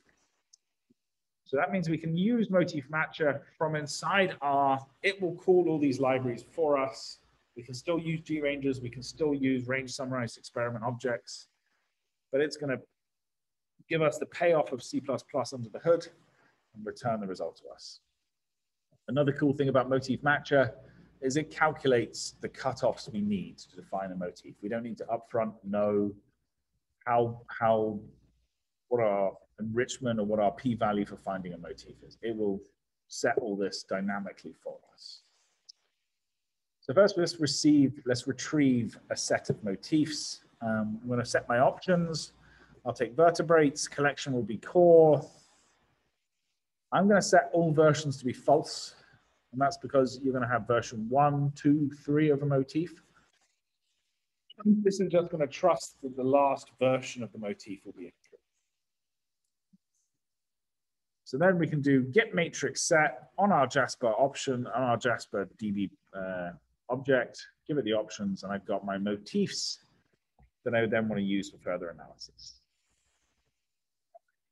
So the main function in Motif Matcher is this match motifs function. So as with other bioconductor things, it's going to allow us to use things like BS genome objects, deranges objects, and summarized experiment objects. And you can have a look here to get the full details, but we can just get started and start having a look at this. So we need some data we actually want to review. So I'm going to take in our ENCODE mouse tissue data. So this was our hindbrain, liver, and kidney data. I've already got my range summarized experiment object we counted earlier. So I'll load that. And now I have a look at my counts. And I can see I've got this many rows, this many samples. I've got my counts assay. Somewhere in there, hopefully I have ranges to use for later on. Oh yeah, so I can check. I do have row ranges. I've got my peaks. And these look to be peaks which are filtered, as we saw earlier on, to be in at least 2 conditions or 2 replicates, 2 samples across all the peaks. So it's true, true, false, false. And this is our actual range. We can use this function getSeq to extract sequences from our BS genome object. And this is what we could use then, similar to what we would do in de novo motif discovery and things like ChIP-seq. So what we'll do first is get our source of all our sequence for MM10. We'll do library BS genome musculus UCSC MM10. And once that's loaded, I'll then get our peaks. So these ranges here, I'm going to fix them on the center of the peak, and I'm going to ask to have a width of 100 around that center. Once I've centered the middle of the peak, I'm going to then extract the sequence around this center, 100 base pairs around the center of the peak from our BS genome object. This will give me a DNA string set. And then I can just name that by the actual range itself. So just remembering, if we have a G ranges, we can turn that into a character and it will look something like this. Right? So that's what I'm going to use as the names, because we don't have obvious names for these things. We can't just call them the gene name. They are a peak. So the name is effectively their position in the genome. We have sequence. Each one of them will be 100 now because we've presented them to be 100. And we have the name showing where they actually came from. So motif matches, we can actually provide the output of motif matches as matches. Sorry, match motifs can provide the output of this matching as matches, scores, or positions. Here we're going to scan 4 motifs, the first 4 from our Jasper 2020 database. Under these sequences of peaks, we'll just use the first 100, and I'm going to tell it to output positions. Okay. As we get this back, we can see that the class is a list, and we only have 4, so we have 4 elements in our list. If I look, we can see that each element is named by the motif we searched for. We just searched for 4. And then inside each element, I will have 100 sub-elements. So here, and inside each sub-element, I will have the position within that peak of the match with the motif. It's a little painful with this integer list is that most of these are empty. So the first peak didn't have any matches for this motif. The second one didn't. The third one didn't. Maybe somewhere in that list of 100, we would have a match. So we have like a nested list here. We have a length 4 list, and each one of these will be for a motif. And underneath there, we have another list, and each element would be the peak. We can use our iRanges list for a standard list. We can unlist our iRanges list to a standard list for easier working. So if I just extract this one here, and I assign that to, say, hits, I can give it some names now. That will be these names here, which we constructed just now. If I unlist this and I say use names equals true, it's going to change our iRanges list, so our list of iRanges, into just a normal iRanges kind of table, and it would show all the hits that we have. In this case, we just have one hit, starting at position 56 in the peak, going to 69 in the peak. We have our position of the actual peak here. So we'd have to kind of put these together, right? This position plus 56 is the start of the motif, which runs from this position till 69.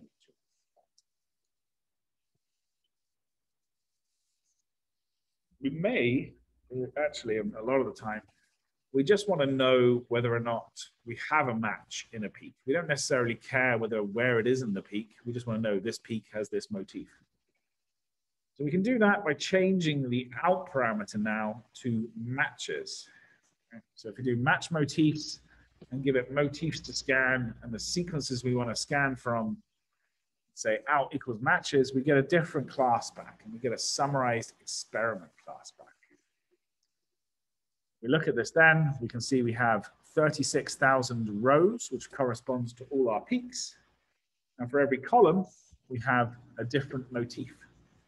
So we'll now have a matrix effectively in our summarized experiment, which will be the rows will be peaks, and then we'll have columns across here, which will be motifs. If we then, on this object motif hits, we can run this motif matches function, and this is going to return to us what is a sparse matrix of all these matches. So a sparse matrix just allows us to save space.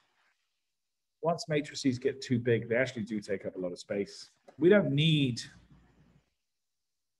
really to hold that much information in this matrix. It's effectively going to be there is a motif, there isn't a motif. It's going to be true, false. So what we do is we hold it as a special type of matrix, which can only ever hold true or false. Right? This is going to save memory. When we have a dot, it means not there. When we have a line, it means there. So we can look along this first peak and we could say it had no matches for any of these motifs we're looking at. But this 7th peak has a match for this particular motif. Although this is a sparse matrix, we can still apply base matrix actions to it. So if I wanted to, I could run the col sums across my matrix. And even though it's, this weird type of matrix which has dots and dashes, if I do col sums, it will summarize up the absence to be false, presence to be true, and I can get the number of occurrences here just by doing col sums for each motif across my whole peak sets. So, 1,303 peaks had at least this motif. Only 184 peaks had a match for this motif. And we can also then identify which peaks had a particular motif by taking the peak ranges centered, so what we actually gave as the input for motif matcher, and then subsetting that by using our matrix and just taking the column for the particular motif of interest and just saying when it was 1, or we could say when it was true. And this will just subset our peak ranges we've been looking at to those which actually had this motif. That's one cool trick. We can do that. We can then just pull out the peaks which are regulated or we believe are regulated by our motif of interest. Motif Matcher in itself was kind of written for this tool, Chrome. So the Alicia Shep wrote both Motif Matcher, which wraps this other person's library. I think a lot of it was really building around ChromeVar, which is a tool which will hopefully, rather than look at peaks changing across conditions, we can now look at motifs changing across conditions. So we can summarize up peaks to the motifs which are in them and start to say, oh, this motif goes up. So the ChromeVar package is going to allow us to effectively reconfigure our matrix to be motifs by conditions rather than peaks by conditions. This is going to be really useful because often that is the output you want to know, which transcription factor is really important between these. So the first thing we're going to do is load the ChromeVar package. We can do library ChromeVar. And if anyone's doing single cell attack, ChromeVar works really well for single cell attack too. So to identify motifs for ChromeVar, we're going to use the Motif Matcher with a different set of inputs. Here, we're actually going to provide our ranged summarized experiment object containing our counts of peaks directly to the match motifs function. So first, I'm going to clean this up a bit. I'm going to remove any peaks which are really small. I'm just going to remove peaks which have less than 5 reads across all samples. So they're going to be a tiny peak. And I'll just filter down my range summarized experiment object. As I said earlier on, way earlier on, there is, when we look at FastQC, there is this potential for GC bias. I think GCs or G and Cs are easier to sequence. Stretches of Gs and Bs are easier to sequence than As and Ts, and there tends to be a bias for sequences to have more Gs and Cs. We can actually correct this bias inside ChromeVar by just doing add GC bias. We give it our range summarized experiment object we had from earlier, and we just have to tell it the genome that we're using. So it can use our range summarized experiment, pull out the ranges from that, look in the genome, and add the GC bias for this. Having corrected for this bias, we can then use the matched motifs function again to identify motifs under our attack peaks. So we're going to supply our range summarized experiment object to the second argument here. We provide the motifs to scan, which we retrieved from Jasper earlier on. And I'll again provide the genome because it's going to use range summarized experiment. It's going to pull out the sequences from here based on these G ranges and then scan these motifs over. So we should get back something which looked a lot like the motif matching we had in our last mode. We have a range summarized experiment. Again, we have rows being peaks, columns being motifs, and then the row data, etc., fitted as before. We can then have to, in some way, get an idea of the variability, how much our motifs are, how much peaks containing those motifs are changing across conditions. So we can do that with compute deviations, and that will take our counts and our annotations, so our motif that we're scanning for. And we will also, this here, so we give it the counts we have and the output from match motifs. And then this will calculate the deviations. And then we can compute variability across conditions by using compute variability and giving it the output from this. So this is just where we had DSeq and it was trying to fit mean gene-wise dispersions. These are the steps fitting dispersion variance inside ChromeVar. What we then have, which is actually very useful, is we can then extract a matrix of Z-scores for the enrichment of attack signal associated to every motif. So if we do deviation scores and we look on our deviations we've created here, we can then see we have a matrix where we have rows being the motifs and columns being the samples. And already, if we look across this first motif, we can see we have positive values here. So that motif we can consider to be enriched in these two samples. these samples and then depleted in the liver samples. We can also use this variability known, so this thing here, computed variability, to identify motifs which are variable across our samples.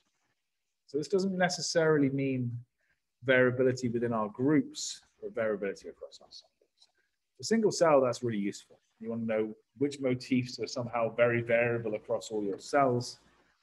And here we can just order it by the p-value, and we can order our table. If we just look at the top 10, we can see that clearly GATA has a really big effect here. And that's actually kind of expected given the groups that we're looking at.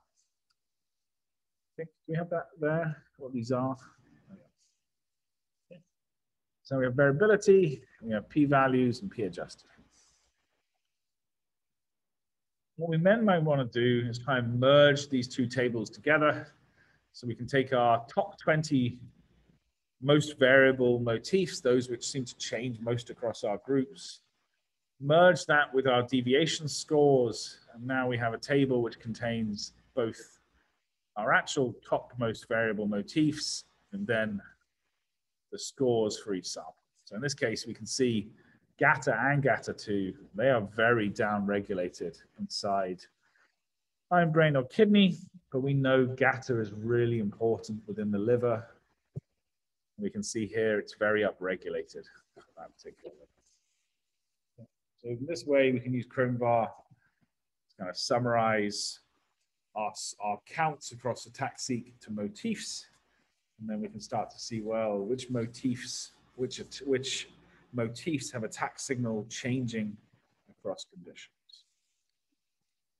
Last thing, and I think this is a really nice feature, is we can actually then take this and combine this with our heat map idea. And here I'm just going to take the, say, top, I'm just going to take all of them, in fact, but I'm only going to take the columns following the first two. So I will get rid of these columns and I will take our deviation scores, and then I will assign row names to that matrix so I can have something on the side. And then I will just pass that to our p-heatmap function we've been previously using. And now we can get an idea for our most changing across conditions, where exactly were they? And it really seems like liver is the most different from everything else. It has this set of GATA motifs, which are probably very similar motifs. And they all seem to be up in the liver and down in this, but then we have SOX, RFX motifs here, which seem to be most in the liver and the hindbrain, a little less in the kidney. And then perhaps we could say this one here is a little bit more in the kidney. In reviewing this, you could get an idea about which motifs are particularly important in which conditions. So I think the last thing we're going to do is just how we could do de novo. Okay, so right now we've been relying on motif databases. But a big part of doing motif hunting is actually we can look underneath our peak of interest and we could say, do we see a particular sequence occur under our peaks more than we would expect by chance?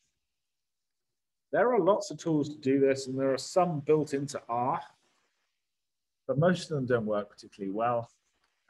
The newer ones actually just wrap memechip, so you need to install memechip, and then you can just call it from inside. Actually, memechip actually has a online mode which works really well. You maybe have to wait a few hours, but you can just upload your sequences to its web portal, and it will run, and it gives you all the output back. And it's really nice, and it saves you having to install it on your own computer, which can be a bit of a pain. So to do some de novo motif, first off, we need a set of peaks we want to look in. So I'm just going to define a set of peaks as being differential. So I'll load my counts, set up my group again, set up my col data, pass it to the DC data set function. I just need to update my design as by group. Right. I'm using group in my data metadata. pass it to the DSeq workflow parameter. Sorry, how much time are we on? Okay, we're all over. And we'll get a DSeq object, which is normalized and contains our ATACseq data. We can then take our results from this, and here I'm going to compare liver versus kidney. I'm going to ask for the results as the G ranges again. And then I'm going to order this by P adjusted, and I'll take the top 1,000 which went up, so they're higher in liver, and the top 1,000 which went down, they were lower in liver, higher in kidney. And if we look at the up regions, we can just see the G ranges, and we have the scores from the DSeq here. MemeChip, the tool, is going to only look at 100 base pairs of your sequence you provide it per peak. So we need to do that filtering up front or that trimming up front. If we don't, when we pass it to MemeChip, it will do it for us. It will try and trim every line and now faster down to 100 base pairs. So I want to do it so I have control. So I'm going to resize my up regulated peaks and my down regulated peaks. I'm going to fix them on the center. I'm going to make them 100 base pairs. 100 base pairs is kind of arbitrary, but it's very much a standard. 50 base pairs either side of the peak. I'm then going to use some tools we were looking at earlier on. So I can load my BS genome library. I can use getSeq to get the sequence from here of these G ranges. So this is our G ranges, and that's what I'm going to use then to extract sequence for the BS genome for mouse, so the actual mouse sequences. These will give me my DNA string sets, and then I can just add some sensible names to them. Again, this will be the actual position, the peak kind of position as a name. Once I have that, I will write it out to a FASTA using a writex string set or writex string set here. And I've got two FASTAs, one for up regions and one for down regions. So the next thing we want to do here is actually go to the MemeChip thing. And as we open here, we've got a few modes we want to do. In this case, we want to do a discriminative mode. We want to compare to, and I would choose one FASTA. I'm not going to actually run through this, but I would choose one FASTA to be my positive, one FASTA to be my negative. So I'd probably have my up-regulated as one, my down-regulated as the other. And then once that, I recommend entering your email because it takes a while, and then you can start search. I should have downloaded one earlier on. Hopefully I did manage to finish downloading it. Open up this quickly. We can have a look at what the result would be. I'm going to come back into this in ChipSeq anyway, but I do want to show you. Oh.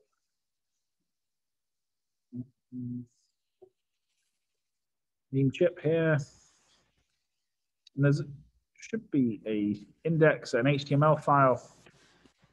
And if we open this up, we can see straight away the top here is what we would expect is scatter. This is what we found by looking at known motifs, but it's nice that by using de novo tools, it's our top hit. Okay, you can see that here, gatter.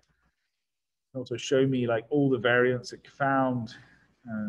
If I wanted to, I can click here and it'll actually tell me this is the motif as in the database, and this is actually what we found in our.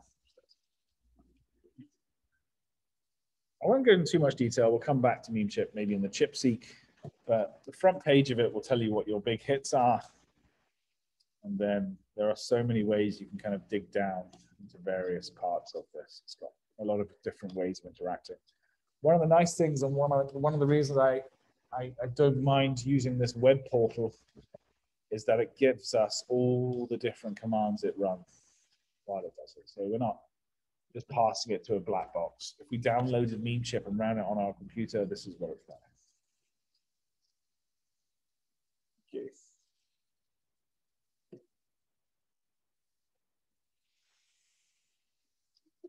Once you've got your MemeChip results, you might want to use them back inside Chromebar.